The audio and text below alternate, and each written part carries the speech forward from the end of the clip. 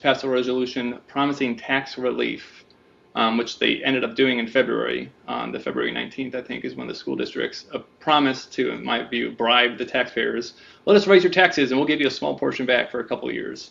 She suggested that, and that's the first record I have of anyone suggesting that. She's not an elected official. She is, right, she's with She's a state employee, I believe, with the Regional Office of Education. Okay. She did send this from her personal email, so take that for its worth. But she is giving this information to the government email addresses of Mauser and Wickel. In reply to that, David Mauser says her information was unbelievably helpful, and she asks Ms. Hunt if she would like to be contacted by a committee that's working on this, working on passing the sales tax.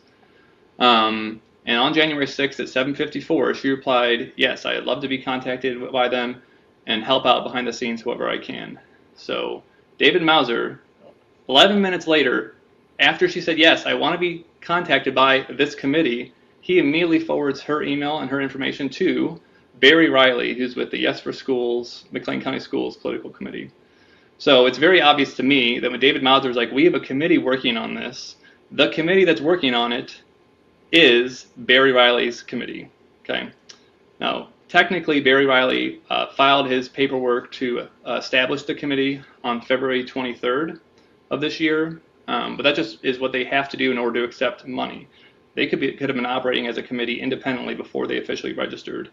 And I think this is evidence that Barry Riley was operating with the committee, with government officials, to try to get this sales tax passed, to try to work on media strategy, talking points, ideas for the school boards to pass resolutions. I think this is pretty strong evidence that the committee that David Mauser is talking about is Barry Riley and his Yes for McLean County Schools committee to pass the sales tax. Mm-hmm. Folks, we have to take a quick break, but you're listening to Conservative Cat Cities 92.9. We're going to come back. Illegal coordination, more email chains here next between intergovernmental. So we've got the Regional Office of Education, District 17, David Mauser, the Superintendent of District 87, Kristen Weichel, the Superintendent of Unit 5. We've got so much more ahead. You won't want to miss any of it. We're talking about the sales tax referendum this morning. We'll be right back. Conservative Cat Cities 92.9, the news and talk Bloomington Normal. All things sales tax referendum, which will appear on your ballot April 1st. Get out and vote, folks. This should be the issue that gets you out to vote. You should walk over glass. You should be walking over glass to go vote no for this. We've got Dean Fletcher on, and he has done a deep dive, folks, and we've got graphics for you on YouTube. If you'd like to take a look at those, it kind of helps you see what this intergovernmental coordination kind of looks like. So we're going to talk about some more correspondence that happened January 27th through the 29th of 2025. So Dean, what are we looking at here? So this is an email that District 87 Superintendent David Mauser sent to Barry Riley, the former District 87 Superintendent, and the chairman of the Yes for McLean County Schools Political Committee to pass the sales tax. This is at the end of January, and it had a title of Website for Informational Campaign. So Mauser sends this email to Barry Riley. It includes the april1cent.info information site. And at that time, when he sent it on the 27th, it had that illegal election interference language on it of McLean County Schools are asking voters to approve, can't urge a voter to vote yes or no on the ballot initiative. He sends that to Barry Riley and says, we'll be sending this out next week when they kick things off. Kicking things off is essentially their media coverage. There was a WGLT article next week in reference to that time frame. He's talking about all the school district, local McLean County School District websites linked to this April 1 cent info website that had the illegal approved language on it. So he sends this to Barry Riley, and we already established that Mauser considers Barry Riley to be this committee that he referred and sent some strategy information on how to get this passed in the last email we went over. So Barry Riley is the committee at this point. Riley replies back, looks great. So he looked over this April 1 cent website, and right at the top it says, we're asking voters to approve. So I presume Barry Riley read the text on the website and said, it looks great. He gave his thumbs up. I like that approve language. That's what he's implying, I think, when he says he looks great. Mm-hmm. And then he says he'll be back next week So this is the first week of February he's talking about, and I'll be available, and I think he'll be available when Mauser said we will kick things off. So for the media blitz, get that information out there, begin the public advocacy, political advocacy to get this sales tax passed. So I think this is further evidence that Riley, he had advanced knowledge as part of this political committee that was working on behalf of the schools to kind of be their political advocacy arm. He had advanced knowledge of the website, of the illegal approved language, and he said he'd be available to help coordinate and work with the kicking things off, whatever that means in actuality. So. Mm-hmm. So far, the emails that we've looked over, Erica Hunt, she kind of got the ball rolling here. And she emailed basically talking points, media strategy to get this past the sales referendum. And she emailed that to David Mauser and Kristen Weichel, the superintendents of these two districts, okay? And then from there, they said, oh, Erica Hunt, and I'm paraphrasing, Erica Hunt, we have a committee that you should know about, and here is the committee, and the committee is Barry Riley with the Yes for McLean County Schools. Yep. So what's the problem there, Dean, with that first email, if you could summarize it? Basically, the problem with that, why should our listeners see this as a problem? Well, I think the biggest issue here is that David Mauser, he's an appointed public official of the government entity known as District 87 Schools. He's using his school email, taxpayer-funded email, to send information to a political committee, to refer people who have good campaign strategy and planning ideas and political advocacy ideas to a political committee of someone he knows well, his former boss. Actually, I don't think Mauser worked for Riley, but the guy who he replaced. I'm sure he's in lots of close contact with for advice on the district and whatnot. But he's using his employee. This is Monday morning. This is the Monday after winter break, January 6th. First thing Mauser is doing is sending emails, connecting people, coordinating with Barry Riley's political campaign while he's on government time, using government facilities. He's probably in his office, using government emails to coordinate and share strategy information with a political committee, trying to pass a sales tax that will benefit the schools. So he's doing this way up front, right after Christmas break ends. And then even later, he's sharing information with the website, getting feedback, trying to coordinate. We'll be available. Let's help kick things off. So this is further evidence that they are coordinating, working behind the scenes. Whether it's in-person meetings, phone calls, using personal emails, whatever it is, that they're coordinating. This is just the publicly available FOIA information I could get, that Mauser and the government school district is using taxpayer-funded time, taxpayer-funded emails to coordinate with Barry Riley and his Yes for McLean County Schools campaign, which is illegal. Yeah. It violates 2 state laws. So. Yeah, well, and here's the big thing, folks, is that obviously the schools they can. So is there like an exception or an acceptable level of trying to get this passed, with these in their own personal capacity? I mean, I guess they could work with the PAC, right? And they could work with Barry Riley. But the problem is once you start to use, your government emails, once you start to use the district websites, the district social media, I think every morning I wake up, and I know our listeners do too, to Unit 5 publishing a Facebook post about how great the sales tax referendum is.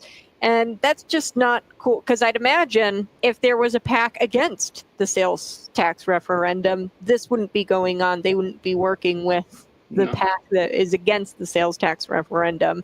They specifically are using government time and their emails to try to get this passed because they have everything gained from it, right?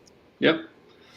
And I think it's the sharing of information that's really the worst part of it, using the government emails, right? If Mauser is using davemauser@gmail.com, there's no story. Who cares, right? But he's using his school email. Employees are doing this on school time, and I have the next page.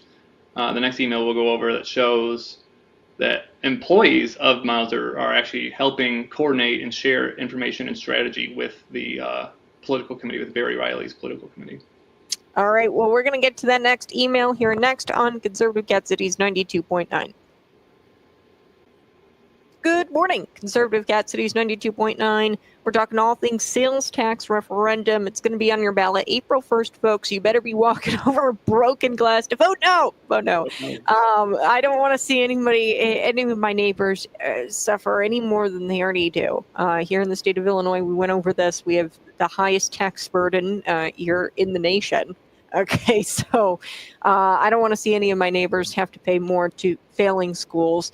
And talking about failing schools, before we took the break, we were telling a little bit about a couple of email chains. So already we've established that people are using their government emails, emailing back and forth about this PAC and getting people in touch with this PAC that's spearheaded by Barry Riley, the former District 87 superintendent. Now there's a treasurer of that PAC, and his name is Patrick Manieri, and he's running for Unit 5 school board, uncontested. Tell me about this email chain that we're looking at here, Dean. If you guys want to go to YouTube, Facebook, Twitter, Rumble, you guys can follow along with us. We've got nice little flow charts that Dean has made up, and they're good. Yeah, so this is from February 20th with the email subject line of 1 cent tax seeking information. So as you explained, Patrick Manieri, he is the treasurer of the Yes for McLean County Schools Political Action Committee, which I've already established Barry Riley has been operating and working at in coordination with the school districts as early as January 6th, if not earlier. He's also that Unit 5 board candidate, so he's not only a political action committee treasurer, he's also a politician running for office himself. So on the 20th, Patrick sends a rather long email to every single government school district superintendent in McLean County. He sends it to Kristen Weichel, Dave Mauser, El Paso, Hayworth, Tri-Valley, Leroy, Prairie Central, Olympia, Ridgeview, and Lexington School District, the superintendents. He also sent it to Mark Jontry, who a name that keeps on popping up that I think we should take a closer look at. I'm waiting for a FOIA request back from any coordination he might have had with Barry Riley and his committee. But he is the Regional Office of Education number 17 superintendent. So he's like the superintendent of superintendents, so to speak. And then Patrick also CCs on this email his partner in crime, Barry Riley. He's the head of the political committee to get the sales tax passed. And very curiously, Patrick CCs Ben Matthews. Well, who's Ben Matthews, you might say? Well, he is with the Illinois Educators Association. The guy funding it. He is, Illinois Education Association is the largest teachers union in the state. Ben Matthews is essentially their teacher union political lobbyist. That's his whole job. And I was surprised to see Ben Matthews on that email, but it makes more sense later in a separate email chain we'll go over. But anyways, so Patrick sent this long email with a list of questions to all the school district superintendents. He essentially says that the political advocacy work that they are all working on together, that work needs to be, and this is quote, centralized, fortified, and championed, presumably by the Political Action Committee. So Patrick's going, hey, all the work you school districts have done, you've done great. The April 1 cent info, April1cent.info website, it's great. He liked it better when it had the legal approved language on it, I'm sure, but that got cleaned up to cover up their crimes. But he said that your work needs to be centralized, fortified, and championed. Well, by whom is the natural question you would ask? And by whom is Patrick and Barry's Political Action Committee? They want to be the political operations arm for the schools. And so he's trying to get some information. In fact, he says it's time to set in motion a strategic plan. And he asked them to answer the questions he gives them. He gave them like 14 or so questions. So we, who's we? I don't know if it's just the committee, if it's all of them, the school district and the committee in combination, we can begin focusing our collective efforts for all school districts. And then he has this nice little line where he's like, if you're not comfortable emailing it, because we know this can be FOIA'd, give me a call. Essentially, he's asking them to avoid FOIA requests and give him this information privately to avoid the watchful eyes of certain people like myself.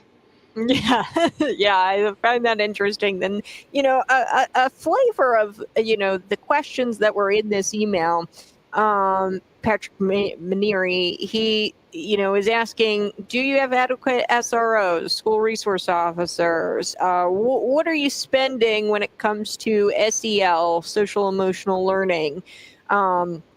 those are the types of questions that were asked in this email. And, one of those things, the answer for at least District 87, I'll go through District 87. They said, yes, we have adequate SROs. Okay, so school resource officers. So if they try District 87 to come at you and say, we need the sales tax referendum to put more police officers in the school, that's bogus, because they, even themselves via this email, have said that they have adequate SROs and they don't need it anymore. Okay, so if they say that, then that's bogus. But that's what the whole point of the email is, isn't it, Dean? Is to try to figure out where they can start campaigning based on the school's profile, I guess. If they have inadequate SROs, maybe we can use that as a campaign talking point and get people to vote yes because, say Unit 5 needs more school resource officers. And this was interesting. I can't believe this. SEL, by the way, social emotional learning, folks, that's DEI. It's just 2.0. And it's cuter, I guess, is the best way I could, because we caught on to the DEI stuff. They used a new acronym, it's SEL.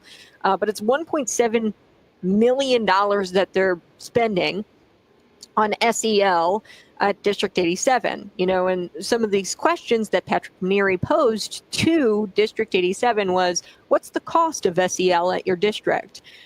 Social workers, psychologists, counselors, programs, kids are more messed up than ever. So these psychologist counselors aren't doing much good, I don't think. But it's all DEI and like more of this modern learning environment.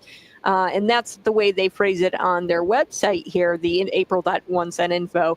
They say that this money is going to be used for creating safer. So that's your school resource officers, which they prove that they don't need at District 87. Modern learning environments, which is probably the SEL stuff. And if they're already spending $1.7 million on SEL, do they really need more? That's my question. I don't think that they really need the 1% of it. Judging by a lot of these answers, I don't think that they really need much else. Yeah, and remember that they've already increased property taxes in Unit 5 by 36% and in District 87 28% since 2019. So they already have a boatload more money, but they want more money will fix all our problems. More money, more problems, actually. Their test scores have gone down since they've gotten that more money. Mm-hmm. So I jumped ahead a little bit, but okay. So this email chain, Patrick Neary, he sent out a mass email, CC'd Barry Riley, Ben Matthews on there. Ben Matthews is the IEA. He's the guy funding the PAC. Okay, $7,500 is the latest installment I saw on IllinoisSunshine.org to this PAC, the McLean County Schools. But he sent it to all these district superintendents, correct? Patrick Neary. Yep. And they're questions that are asking the district for intel, so that way they can better craft a campaign message. Yeah. So this is coordinating with PAC. And why should our audience take issue with this, Dean? Well, because Patrick they all know he's on this committee. David Mauser has known he's on this committee since January, at least January, and that everyone in Unit 5 and probably a lot of these other people in the email know Patrick's running for the Unit 5 school board, so he's a political candidate. And Barry does some very strong language, or Patrick does some very strong language, like we have to centralize and fortify our efforts, our combined efforts to get this passed. We need to have a strategic plan. Well, if you're making a strategic plan with the school districts, that seems like the definition of coordination to me. So he's even saying it. He's saying the quiet parts out loud, that he is looking to engage in taxpayer-funded coordination strategy with the school districts to get this thing passed. He's pretty straightforward about it, I think, in this email, and some of the other responses he gets kind of highlight that the schools are all more than willing to voluntarily give this information up. A bunch of them gave up the information without even needing a FOIA request, which they wouldn't give this to me if I asked it for them without a FOIA request. So what's this next email all about? So this next email, this is the day after, and then a week after that initial email from Mr. Manieri. I didn't see, so this is Michael Cornell. He's basically second in command at District 87. He's their chief financial officer. He's also their Freedom of Information Act FOIA officer. My assumption is that Mauser, who's out of office when he got this email on the 20th, that he auto sends emails to Michael Cornell, because I couldn't see how it got to Cornell. But Cornell had it, and the next day he's sending this financial data, this detailed information without prompting back to Patrick, which implies some level of familiarity. Maybe they've already coordinated before off government email servers. But he sends some of that information back. And then, very curiously, on the 27th, he answers some more of the questions Mr. Cornell with District 87 does. And one of the questions Patrick Manieri asked for was, can you connect us with your parent-teacher organizations? They want to try to use the PTO as a political arm of the political arm, I guess. And so Cornell sent some mental health training information, social workers, that the numbers there, to Patrick, but also includes a document that's titled PTO Officers to Patrick here. And what's curious about that is when I did my FOIA request, which is how I got this whole email chain in the first place, Michael Cornell actually included a number of the documents he sent to Patrick, some of the financial data and that kind of stuff. But he issued an official partial redaction that's allowed under FOIA law for the state of Illinois. When in his response to me, he claimed that he was partially redacting some of the information using this statute, which is essentially a statute protecting private personal information. So I don't have any evidence of this because I haven't gotten this document yet, but I suspect that there was parents and teachers' personal emails, personal phone numbers, their names on this document that Michael Cornell willingly and freely sent to a political committee and a political candidate. So he shared private privilege information without the consent of the people on this PTO list to Patrick, and then he basically admits that there was private personal information on it when he withheld it from me. So that's highly skeptical and suspicious. Like, he wouldn't send it to me. Well, I'm the bad guy. I'm doing FOIA requests. But he'd send it to his, I'm assuming his good buddy, his good pal, Patrick, whether or not they've met before. But he knows who Patrick is. He knows who's with the committee. And he freely gives him this private information without the people's consent on it. So that's a whole other issue that Mr. Cornell might have to worry about during some ethics reviews that hopefully come out of this. Yeah, well, and here's the big part of that is this PTO. Why does the PAC, because did the PAC explicitly ask for PTO contact information? It did. I don't have the question off the top of my head here. I have it in the email chain, I think. That's okay. I because where I'm going with this is if this PAC is wanting contact information and essentially they want people to work for the PAC. Okay. Yeah. That's what the PTO contact information would be all about. It'd be, trying to get, parents of the district to work on behalf of the PAC and get the sales tax referendum passed. Because what else would he want the contact information for? He's the treasurer of a PAC that's trying to pass the sales tax. I highly doubt he's wanting to send them like Christmas cards, right? He's probably wanting the contact information so that way he can say, hey, we need your help in passing this. Can you knock on doors? Can you hang some door hangers? And kind of getting some workers for the PAC. So what's this? This is the email. This is the questions that he asked. So he explicitly asked here at question number 10, please share the names and contact information for leadership of your booster association, PTAOC, and any other community advocates. And Cornell gives it to him. So if you're on the PTO organization for Bloomington District 87, a district employee gave your private personal information to a political committee, to a political candidate without your written consent, which is illegal and unethical. But he did it anyways because he knows his boss is coordinating with Barry Riley and Barry Riley's political committee. So. Okay. All right. Well, so we've got this email chain that we were at. And we've got another one. And folks, you can always come to YouTube, Facebook, Twitter, and Rumble that we're going to cover here on the other side. I got to take a quick break with Dean Fletcher. We're covering the sales tax referendum and this coordination that's been going on between district officials and members of this PAC, Patrick Manieri and District 87, former Superintendent Barry Riley. Yes, for McLean County Schools. So we've been going through the coordination here, and it's very interesting and if not damning. And I hope, like you said, things come out of this where, there's at least ethics investigations. You can't be using taxpayer time to, try to get this political action committee to get them to pass this for you. That's essentially what's going, like you described them. The PAC is a political arm, because the schools know that they can't do it. But coordinating with this political arm is still bad. Okay. Although you're Illegal. not out there, it's still illegal. So we're going to be right back. You're listening to Conservative Cat. Good morning. Hey, you're listening to Conservative Cat Cities 92.9. We're talking all things sales referendum. Number one, so cool that Dean had done all of this homework and is bringing it to you on Cities 92.9. He's been working really hard, created all these graphics to show you the coordination, illegal coordination. I think it'd be interesting if the sheriff investigates some of these emails, the coordination that's going on here. I know that the investigation, primarily we talked about early in the show, is stemming from those posts, the internet posts where they were asking voters to approve the referendum on their district sites, and those are taxpayer infrastructure sites, okay, that we pay for.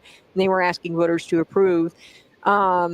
Now, we've been going through several email chains now. District 87 replies back. I told you $1.7 million, Michael Cornell says, is what they spent on social emotional learning. They also have adequate SROs, school resource officers. Now, Weichel responded back as well. So we had Michael Cornell's response, but we also have Christian Weichel's response. What did we see there, Dean? Yeah, so I think this is like the fourth school that freely gave this information to Patrick and his political committee, knowing that he's a unified board candidate, so he's a political candidate as well. And by freely, what do you mean by that? So he did not request a FOIA request for this, which then they would be legally obligated to give out information, public records to Mr. Manieri. He just asked, pretty please, I promise we'll strategize and coordinate and centralize the efforts to get this passed because I'm a political committee. That's essentially what he asked, and this is kind of a summary of what he asked in that initial email. So this is Dr. Weichel responding back to him, once again, without a FOIA request. She did this of her own free will because she knows Patrick is an ally to getting this passed. So she's sending him, what I think with some of the information was just generic funding levels, but I thought there were some interesting details that she shared about which schools in Unit 5 have school resource officers and which ones don't. Personally, if I was a superintendent, I wouldn't go around telling which of my schools are unprotected from mass shooters. That's crazy. I would not say that. But she decided it was worth doing and sharing that information with the political committee and with a unified board candidate. And Patrick here is running unopposed, Patrick Manieri, for unified board.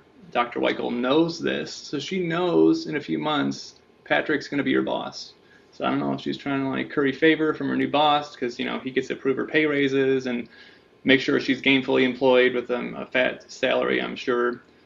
So she sends them this information, detailed security information about the schools, so Patrick can use it to advocate on her behalf, explicitly asking voters to vote yes on the sales tax referendum. So this was just, to me, is a little not very kosher to be sharing the information and then potentially with your guaranteed to be future boss as well, since Patrick's going to be on the school board.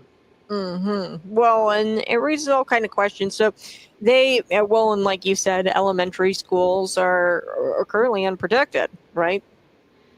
Yeah, as far as Dr. Weichel said that there are no school resource officers there that are like permanently assigned. She says there are some that are assigned, like, and they might stop by, randomly throughout the day or something, but they're primarily at the high school and the junior highs. I think there's 6 total in Unit 5. So now here's what Patrick will likely do with that information. He's going to go out and he's going to campaign with this Yes for McLean County PAC, create all kinds of mailers and say, hey, they're inadequate. Like, we need way more school resource officers to protect our young kids at the elementary schools. And he's going to create all kinds of mailers for that. Now, here's the thing that's pretty damning to me is you're spending, I think with Unit 5, it was $1.5 million on SEL learning.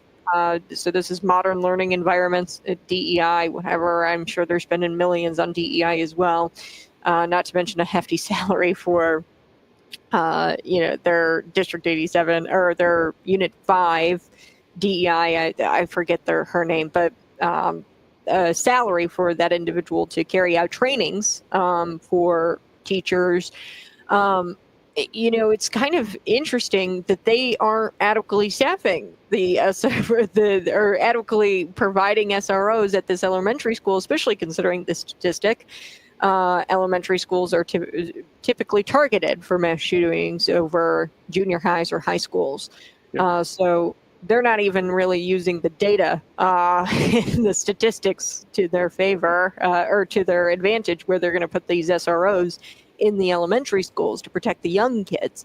But basically, I mean, so they spend the 1.5 million on the SEL garbage, psychologists and social workers, but they're only spending a few $100,000 on the physical safety of your kids by having cops in the buildings. They're like, no, we'll keep them mentally safe, and they'll wish positive thoughts to the shooters who break into the school because there's no cops there to protect the students, right? Like they're putting their money where their mouth is. Their priority is the mental health of the students, which, I mean, let's be honest, their mental health is pretty bad right now. It's probably because of the SEL.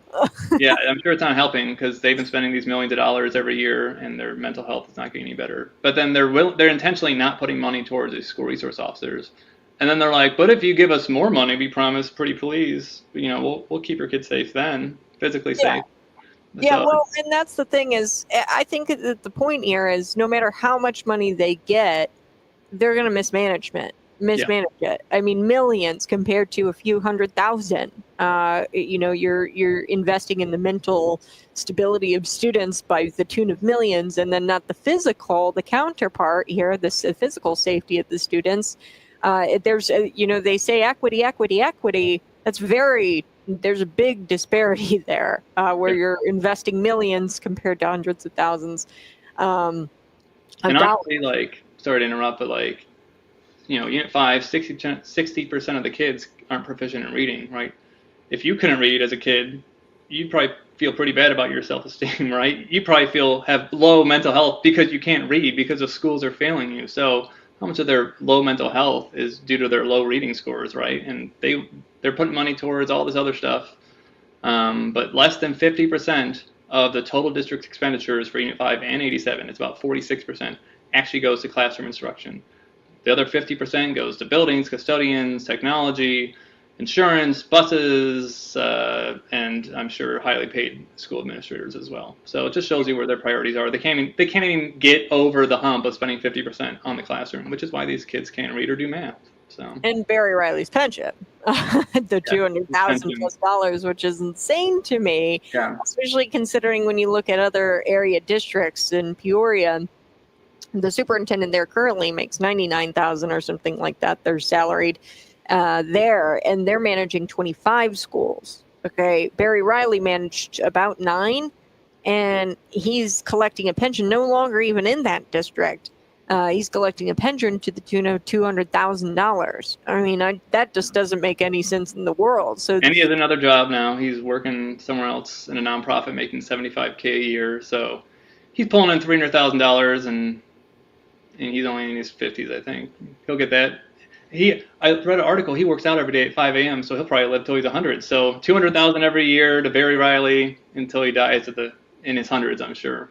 Yeah, and I wouldn't be so upset about it. I don't want to sound like butthurt, but it's like it's not fair because the kids aren't doing well. So you're not even really doing your job of educating the kids because they're worse than Unit 5. And the median income in McLean County is only like $60,000 per household. So he's making more than triple.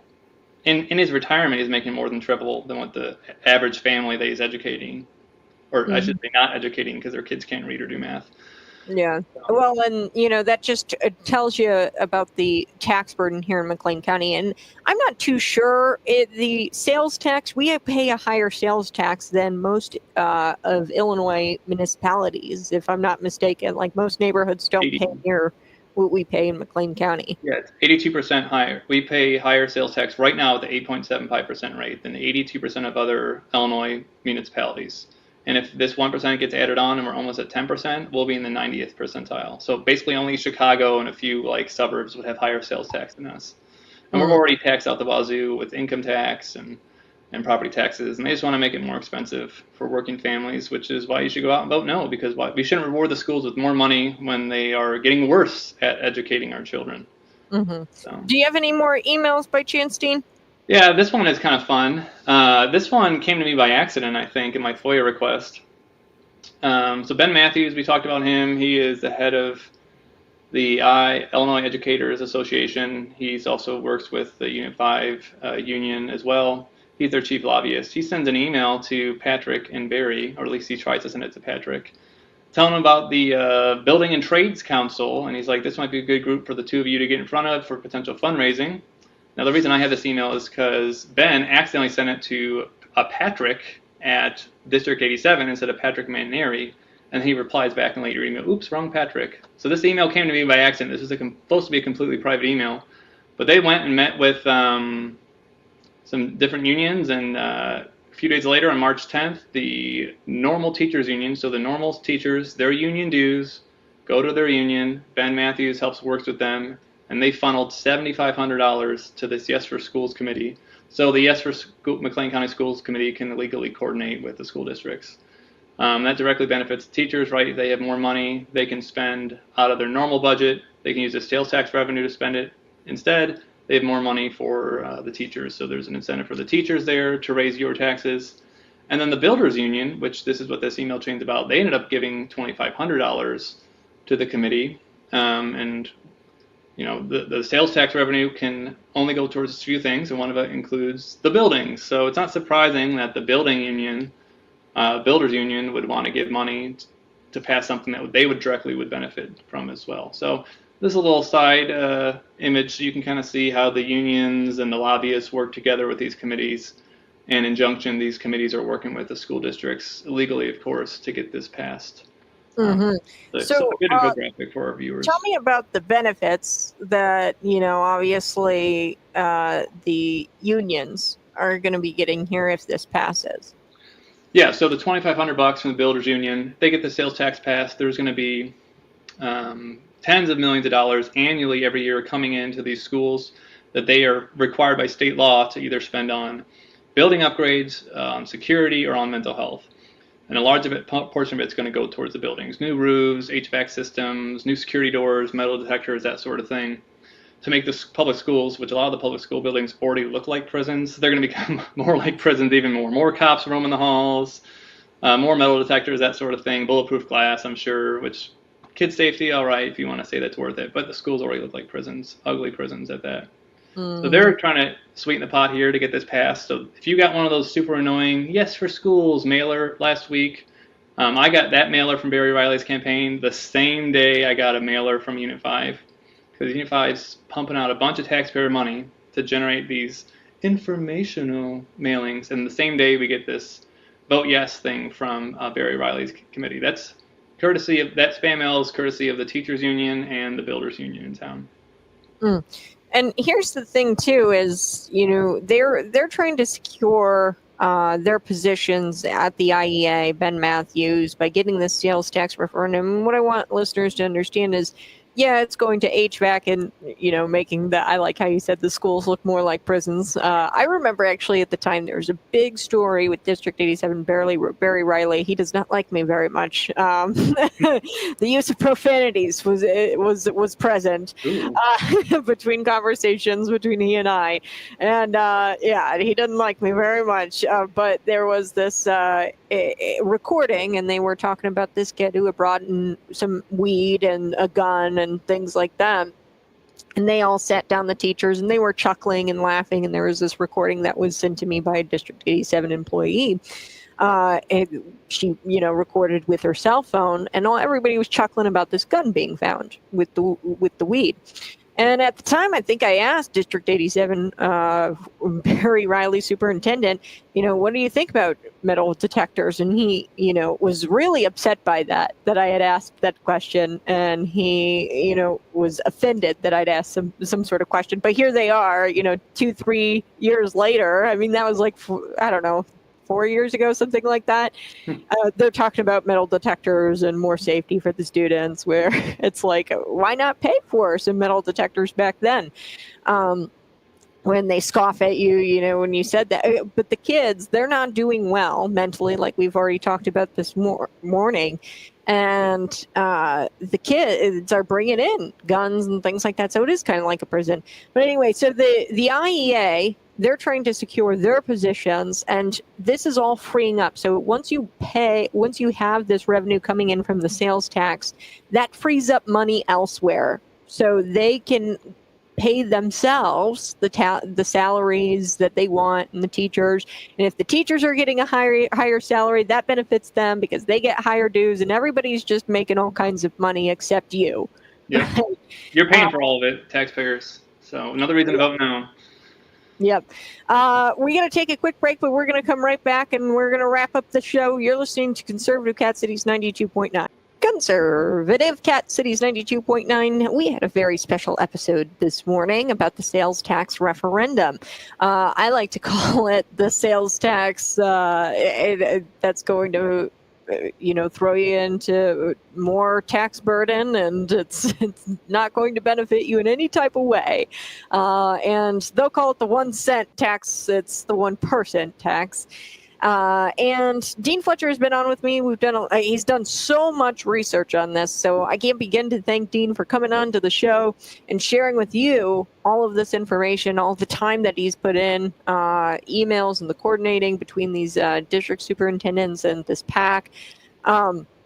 Now, there is an investigation. McLean County Sheriff's Office has an investigation launched, and that kind of stems, the crux of it is the internet post where they, had the April 1 cent info language asking voters to approve the referendum, and they featured that on their district websites. But you tried to take it multiple other places, and you kind of had to do, like, I don't want to say venue shopping, but I mean, nobody wanted to take this alleged claim of election interference, right? Yep. Yeah. It was a good learning experience for me, kind of figuring out like what organizations and what government entities and agencies and law enforcement agencies like care about the law. Because from the beginning, I was quoting that Article 9, Section 25 of the Election Code, which defines the election crime of election interference, which is using taxpayer funds and resources to urge voters to vote yes or approve a ballot proposition. Which is a Class B misdemeanor, 6 months in jail, $1,500 fine. So it's not a slap on the hand. Like, there's jail time here. Yeah, I kind of had to find someone who's willing to even look into this. Not even like prosecute. That's not. I mean, they just need to investigate this, because I had pretty strong evidence, from the screenshots of that April 1cent.info website back on February 7th, that it did contain explicit verbiage asking voters to approve the sales tax, which is an illegal verbiage on a taxpayer-funded website. So I sent it to Erica Reynolds, the McLean County State's attorney. She initially told me her office was prohibited by legal precedent from accepting like independent investigation requests from citizens, and that her office also lacks the budget, and McLean County hasn't allocated a budget for her to have an independent investigator in some years. So she basically was prohibited by law and had no money to investigate this. So she referred me to the state police and the attorney general's office and the state board of elections. So there's a portal on the Illinois State Police website on their Special Investigations Unit website, and they specifically say they investigate crimes and ethics complaints against elected officials, publicly appointed officials, when they violate criminal law. So I submitted a request to them. They shot back an email saying, because these are school districts and the superintendent is not elected, he's a publicly appointed official or something, they can't look into this. And they also try to say that this election interference crime isn't a crime. Their response made no sense, and they didn't reply to my follow-up. So that was a dead end with the state police, the Special Investigations Unit. I reached out to the state of Illinois, the Attorney General's office. They have a Public Integrity Bureau. They specifically investigate ethics complaints and illegal activity by elected officials and publicly appointed officials and government entities. They're infamous for not investigating Mike Madigan, the now felon and jailed former Speaker of the House of Illinois. That was a federal investigation because the state's attorney would just turn a blind eye to it. So I thought that was going to be a long shot, reaching out to someone in Attorney General Kwame's office, and that proved to be the case. They basically said even though the verbiage was on the website and it was very explicit there, they said they thought it was an accident that they asked voters to approve. They didn't do it intentionally, even though they did no investigation, had no evidence to support intent at all whatsoever. So that was kind of disappointing. They basically just, told me to shove it and that they weren't going to do anything about it.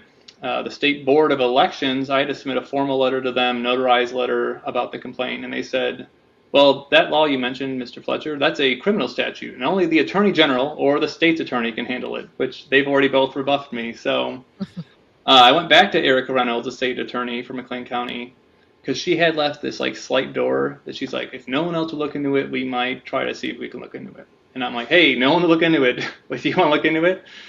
Now? How about now? And she actually called me on the phone 20 minutes after I sent that email. So kudos to her on a Friday afternoon for being in the office, for one, and give me a quick prompt call that was at least some nice public service to me. I felt appreciative of that. But she suggested that I could reach out to the sheriff, McLean County Sheriff, or Bloomington Police. And I'm on Bloomington Police, and I'm like, what's this? I didn't want to bother them. They just had that tragic shooting a few days earlier as well. I didn't want to give them another thing to worry about. So I reached out to Sheriff Matthew Lane, kind of explained that everyone has, been punting on this. They passed me around. No one wants to take a look at this. I think there's at least some compelling evidence that this election interference crime was committed by the school districts. And after a few days, he agreed to open up an official and active investigation that involves assigning a detective, that involves issuing subpoenas to try to get certified copies of all these records that I had taken myself. They had to get certified, authenticity stamps on them. And then since he agreed to pull it up is when I got those FOIA requests back with Barry Riley and his political committee illegally coordinating with the government school districts. So I've also forwarded all that evidence in the FOIA requests to them. The detective I spoke with who's in charge of it, he said they do have to go and do all their subpoenas, and right now they're focused on that illegal election interference wording, asking voters to approve.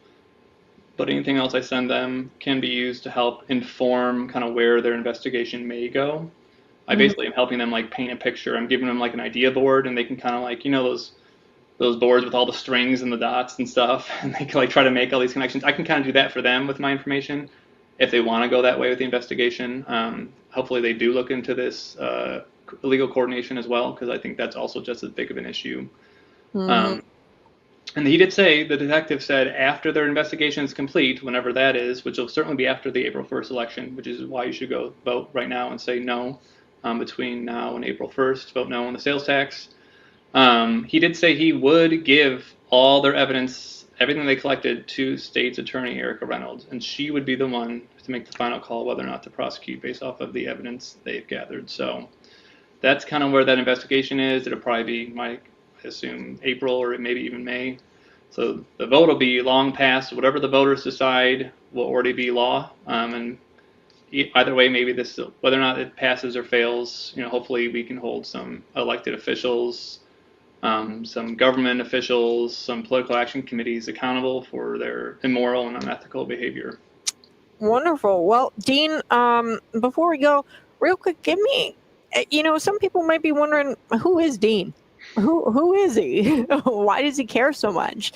Tell me why you care so much.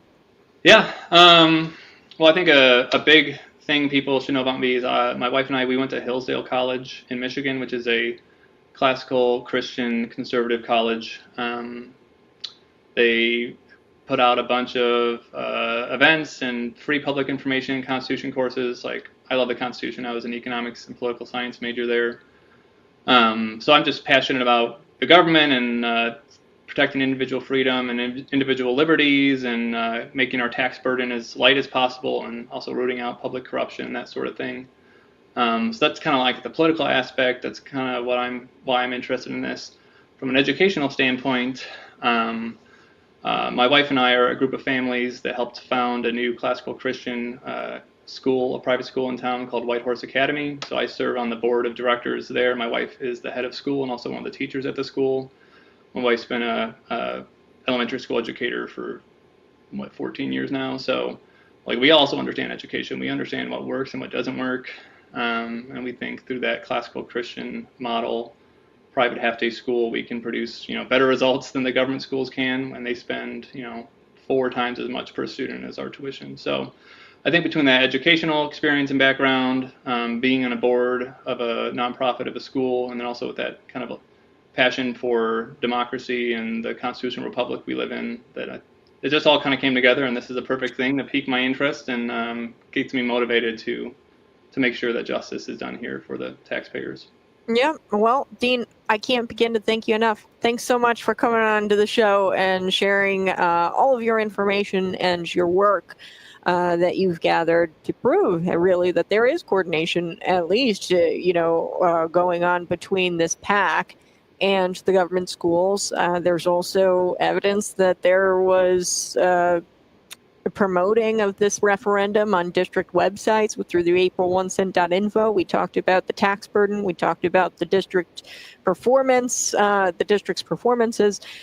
So you have a blessed day. I appreciate you being on. And folks, as always, be sure to subscribe and hit the like button and share this out. And we'll be back at it tomorrow morning. Bye-bye.